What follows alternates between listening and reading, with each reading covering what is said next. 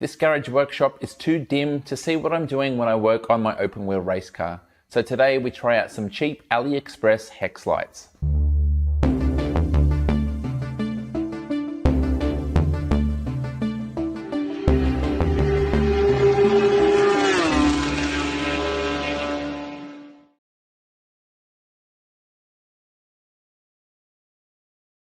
Welcome back to the channel, and if you haven't been following along, currently I have a delay where I'm fixing the car up ready for a logbook and I need to wait over a month to get a fuel cell imported from the USA before I can fit it and a lot of dominoes tumble. So until that happens and I can take it for its first drive, I have to concentrate on other jobs, and one of them being the lighting. You might have noticed in my previous videos that it's not exactly bright in my garage. Even with the bodywork off, anytime I'm working not on the outside of the car, I need a light close by. And even on the outside of the car when filming, I need a bright light next to whatever I'm filming so you can see it. And that's because the default lighting in my garage are these two little LED beam lights. These would be fine for a normal garage, but for me, they're just not up to the job. Above my workbench, I've got some dedicated lights, so no problems there. But when it comes to working on the car, I've got these cumbersome and in-the-way floodlights, and more commonly, some little cordless lights that I'd like to position above where I'm working. There's plenty of space on the roof for something better, just as long as they sit high enough to clear the garage roller door. When discussing the situation with friends, Dave, who you met in the deep dive video, sent me this link to Aliexpress. These were some really cool looking hex lights. And what I like about them in particular is they're modular. Each of these LED buttons in the middle are the same, and then you have these different type of connectors that you can build up into different shapes. You can buy them in kits that come with all of the pieces you need to make the pattern pictured, and I thought this model was a good mix between covering one side of the garage and not being too expensive, especially since I'll be buying two kits to cover the roof. Sometimes I'm a little bit wary of AliExpress. I've ordered lots of stuff from there in the past, but a couple of things haven't turned up, and this is more expensive than the usual 3D printer parts. So with that in mind, I looked very carefully through the description, and I also spent a fair bit of time looking at the customer reviews. Overwhelmingly, they were 5-star reviews, and they seem to be real people taking pictures of real products with only minor complaints, so it looked pretty good so far. But even so, I looked for something locally in Australia, just so I wouldn't get stuck with a product not turning up. But the price soon turned me off. This version here was slightly bigger in size, but about 5 times the price, and I thought it was pretty realistic that these were probably just imported from China and then resold with an inflated price tag. So AliExpress it was. I took the punt, ordered 2 of these kits, and started the wait. You can imagine my relief when a couple of weeks later, 2 boxes turned up from China. So they were here, but how was the quality? Let's assess the quality of the components with a very quick unboxing. By far the majority of the box is taken up by stacks of these LED batten strips. Because it's modular, each of them is identical, and annoyingly each one is individually wrapped in soft plastic, which is a little bit wasteful.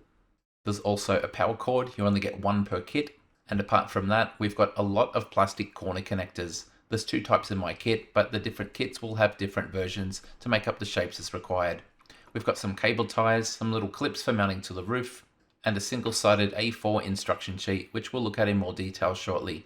Finally, there's a bag of the second type of connector, these ones being a corner piece rather than a Y piece.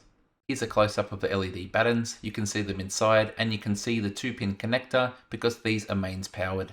Now I'm not going to lie, they feel a little bit flimsy when you plug them in together. The clearance between the outer plastic connector and the LED strip is a little bit off in places, so sometimes you have to wiggle back and forth to get them into position. Once you get the end in, however, it feels pretty good, and it's not that hard to push it the rest of the way in, where it feels like a nice firm connection. Immediately I built a single hexagon, and I consulted the diagram to make sure I could make one with all Y-piece connectors. I didn't want to build anything that I'd have to pull apart again later on. This allowed me to temporarily wire them up and test how bright they were, and the answer was very. I was pleased with this, and pleased that there seemed to be no damage during shipping. Time for installation, and the first side was all about planning and problem solving. Side 1 was quite slow going, and there was a lot of planning involved, and one of the reasons that I built up that first hexagon was so I could get a real life measurement of how wide they were. I got the instructions and I did some color coding to make it more obvious which connectors I needed where. Yellow were the Y pieces, blue were the corner, and the green dashes mark where I was planning to have a mounting clip. The design of these is pretty simple. They just clip onto the extrusion on the back of the LED strips, and then there's a hole in the middle where you can run a screw into the roof or some other mount. They seem to clip on pretty strongly, but of course the proper test was when they were holding the whole thing to the roof.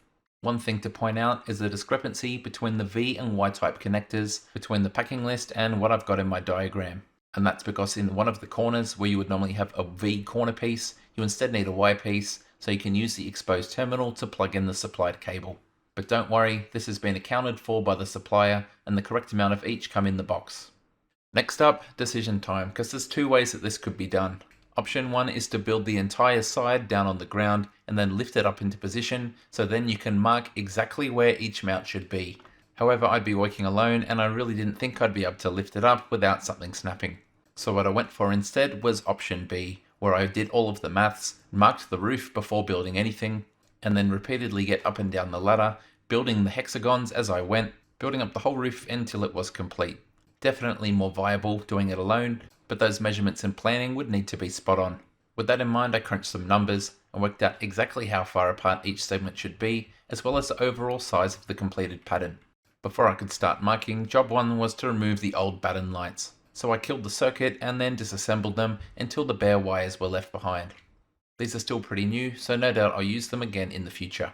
Now onto marking where all the mounts would be, and it was my friend Andy who suggested I use a laser level, and luckily I had a pretty new one that I got after moving house. I used a tape measure to get it parallel to the wall by measuring between the cornice as well as the rail for the roller door in the front and the back of the room. I'll just say that this was difficult to keep the tape measure rigid, so I struggled here, but I got it in the end. I then took a deep breath and drilled the first hole for one of the mounts in the center. The plan was to use these plasterboard plugs. They can hold 10 kilos each, so that would be plenty when I was using a couple of dozen over the entire pattern. For each location, I would have a long screw go through the retaining clip, and I needed the head of the screws to be quite small so it wouldn't foul on the back of the LED strip. These long skinny ones were pretty good, but they were so long that they would go all the way through the back of the plug, and that just wasn't viable. I figured at best they should go in and still have 20 mils left, so I designed and 3D printed these little spaces to hold each segment of LED off the roof and have the right amount of screw thread still go into the anchor. These first couple of measurements were pretty slow going. I knew I needed 805 in between them, but again using two hands for the tape measure, trying to mark the spot with one hand, and then reaching for the drill and completing the hole in the right spot without anything moving was pretty tedious and pretty cumbersome. I was managing, but there was definitely room for improvement. The spacer turned out to be the perfect length, and everything sat 20mm from the roof. It's pretty hard to take an exciting photo of this, but here you're seeing the first row of clips, which meant I could head down the ladder, grab that pre-built hexagon, and clip either end into position. And those little metal clips seemed a lot smaller and harder to see when they were up on the roof instead of directly in front of me in my hands. I checked my diagram, pre-built the next hexagon, and went up the ladder again to clip it into position. And this is where the trouble started. The clip was by no way strong enough to hold everything in place under the force of me trying to plug in the ends. Unless I had a second ladder and a helper to hold everything in position, there was no way this was going to be viable. My first idea was to design and 3D print this special bracket that would temporarily slide on, holding the LED against the metal clips so it couldn't fall off as I was adding the next segment. But as you can see here from this demonstration, it was pretty clunky. So instead, I modified my original spacer to have two horns on the side so a pair of cable ties could permanently hold both sides together. I printed out a bunch and then replaced the old spacers. With this new design, I could start by installing a single cable tie, so even if the LED was knocked loose from the bracket, it wouldn't swivel down vertically but still stay attached in roughly the right position. And that allowed me to be a lot rougher in manipulating the two halves so I could plug them together. And once both sides were clipped in, I could add a second cable tie and tighten everything up. Cable ties came in the kit, so presumably they were meant to be used somewhere like this. This technique was still a little bit cumbersome, but it was far better than the alternative. And apart from the delay of constantly going up and down the ladder to reposition it, things were moving quite swiftly. I had the center row of hexagons in place, but of course they were only supported in the middle, so I needed to add on to make it more stable. Time to reintroduce the laser, offsetting it parallel at 700mm. I confess I was pretty inefficient with this. I kept on getting up and down the ladder with the tape measure and shifting the laser level a couple of millimeters at a time until I finally got it lined up. I then continued to use the tape measure, drilling and inserting all of the new mounts. My color-coded diagram was pretty handy in assembling the next hexagon with the right connectors, and then I could jump back up the ladder, cable tie one end into position, and clip the end of the LED segments into the original row of hexagons. If you notice that I'm talking to myself here, I was in fact swearing because this was pretty fiddly when on top of a ladder. Soon one whole side was up into position and I used my temporary wiring once again to test everything out. Obviously it still needs to be wired to the roof as well as having the cable tie snipped, but at least one side was more or less done. And already this was a game changer, with the amount of light being pretty similar to daylight on that side of the room. By comparison, the second side was a piece of cake. It was all about speed and efficiency. My first improvements were putting some tape on the roof and then tape measuring out from the cornice the desired width. I then measured 700mm either side of this and once again used some tape with some permanent marker. Previously, I would move the laser, get up the ladder, try and test it with a tape measure, come back down, move the laser and repeat. It basically took forever, it was really tedious. But now I could just stay on the ground and keep tweaking the laser until it lined up with both ends, as well as horizontally with the pattern on the right hand side. What took me 20 minutes for the right hand side could now be completed in around a minute. My second big improvement was to ditch the tape measure, and I made my own bespoke ruler. It's just cardboard, folded 90 degrees and taped there so it doesn't flex, and it's got the two measurements I constantly needed, clear, lightweight, and able to be held with a single hand. So now I could head up the ladder, put my cardboard ruler in position the drill to line up with the mark on the other side, and drill my hole. I would then change drills and insert the plastic anchor. Another photo that looks boring but represents great progress, as every single anchor is in place for the whole left-hand side of the garage. For that original side of the garage, it took me a little over 3 days, because I had to keep on solving problems, designing things, 3D printing, and then testing them to see if they were the right solution. My workflow was exploratory rather than efficient, but this time round I was mega fast, by my standards at least, because I got the entire side done in about 2.5 hours from start to finish. So that was all of the physical install done, but I of course needed to do some permanent wiring, and for that I used some of these junction boxes intended for this purpose. For the top cover, you plan where you want the wires to come in and out, and then you cut or snap out that part of the panel. Then you use the screw terminals to connect both sets of wires, find a position where you want to have it on the roof and mark the holes, drill those holes and then insert the plugs, and then the base screws into position, with the final step being to snap back on the cap to keep everything tidy. Finally, I added some cable ties just to stop the cable from hanging down past the lights, and then I went around and snipped the tails off all of the cable ties the whole way through the install. Job complete, so how well do they work? Well, let's start with the lights off and then turn them on, and as you can see they are amazingly bright. It's hard to get a good photo because the camera will adjust its exposure. So the real test is how well do they illuminate the car.